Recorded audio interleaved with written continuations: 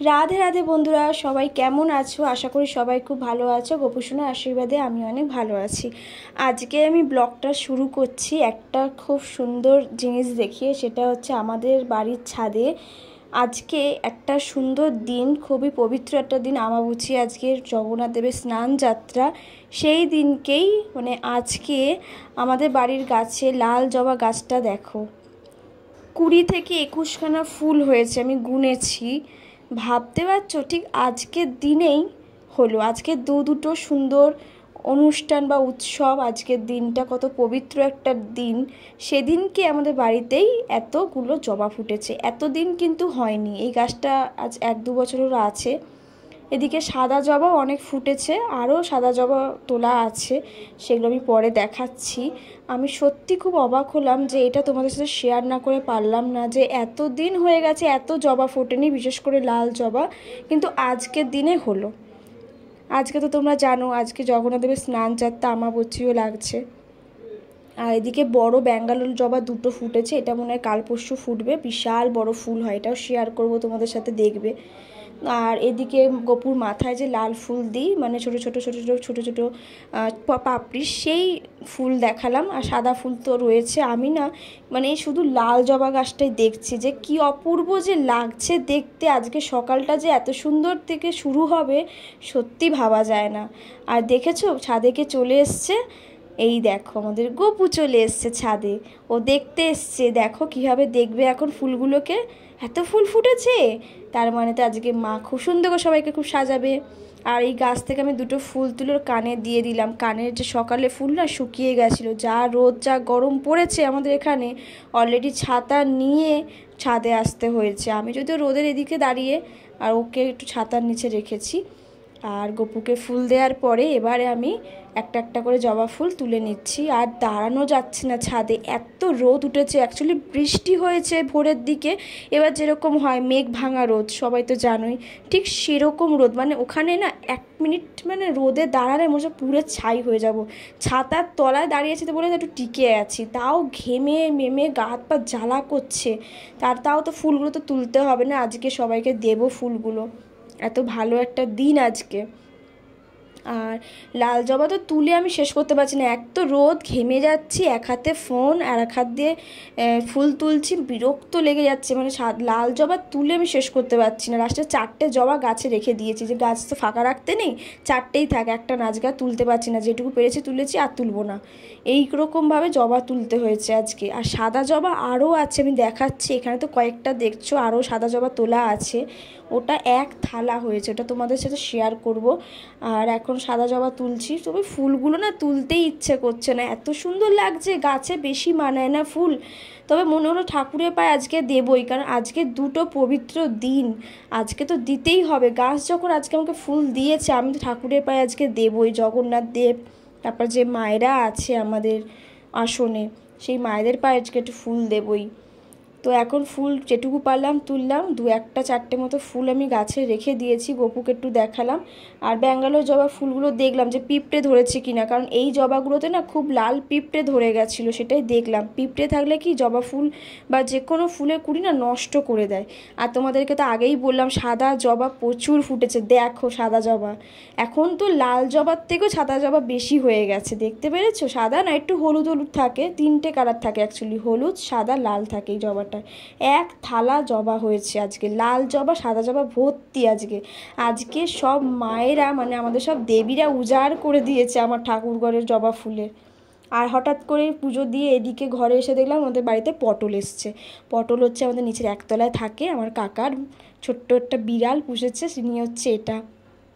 গপুর কাছে এসে গপুর lunch complete, এখন কলা খাবে, বসে বসে দেখছে পটল কি করছে। আর ও না এসে না এত ছটফটে একটা বাচ্চা, সত্যি বাচ্চা তো ছটফটেই হয়, কিন্তু ও যে এত ছটফট, ও একটা জায়গায় দাঁড়াবে না। দেখো ওকে যত দরকার ও এদিক ওদিক এদিক ওদিক, আর খাট থেকে পড়লে তো লাগবে, খুবই ছোট ও এখন। এই দেখো দেখো অবস্থা দেখো, দেখতে কিন্তু খুবই সুন্দর, কিউটের ডিব্বা একটা, ওই দেখো।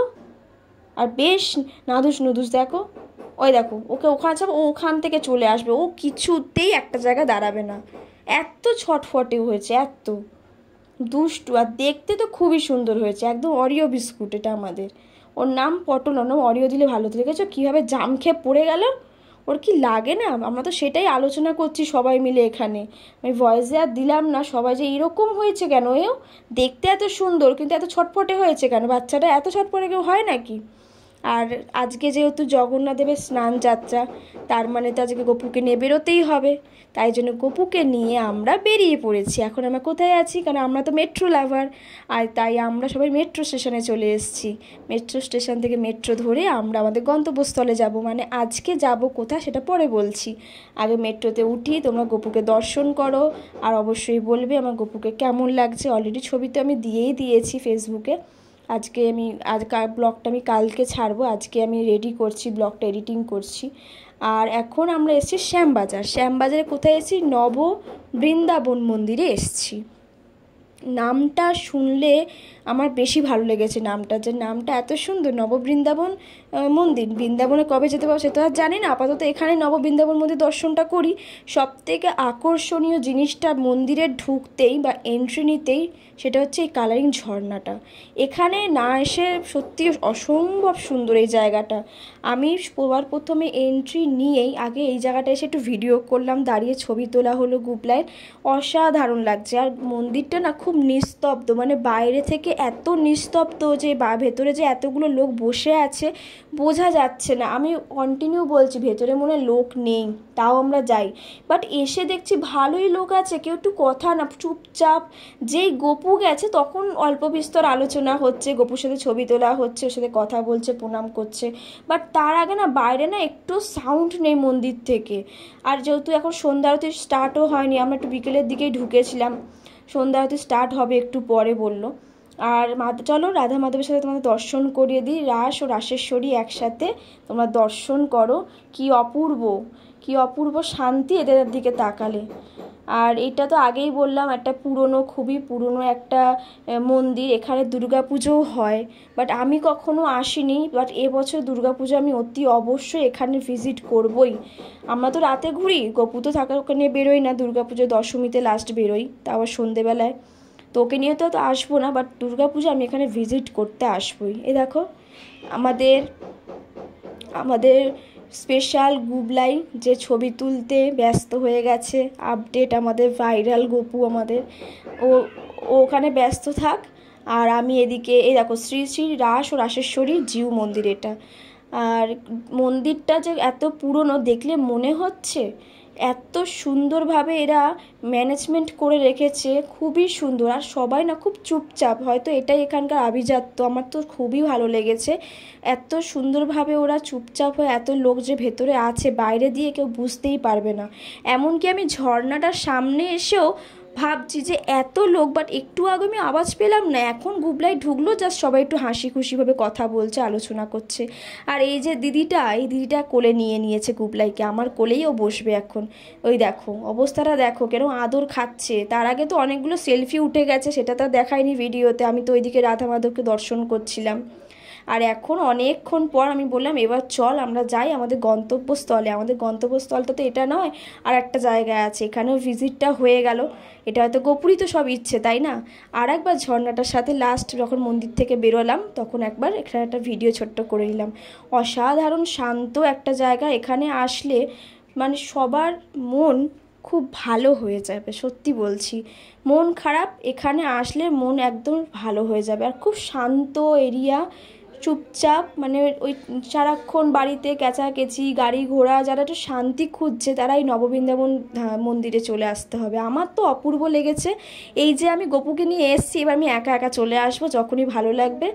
এখানে একটু দেখিয়ে দিলাম কটা থেকে কটা খোলা থাকে, একটু অল্প করে দেখিয়ে দিলাম। আর বাইরে গিয়ে আমি দেখাচ্ছি মন্দিরটা কী যে সুন্দর, অসাধারণ মন্দিরটা, এত সুন্দর, বেলুড় মঠের মতো, খুব চুপচাপ ভাবা যায়। এই দেখো আমার গপু, আমরা এবার বেরিয়ে পড়ছি। এই দেখো নব বৃন্দাবন মন্দির এটা।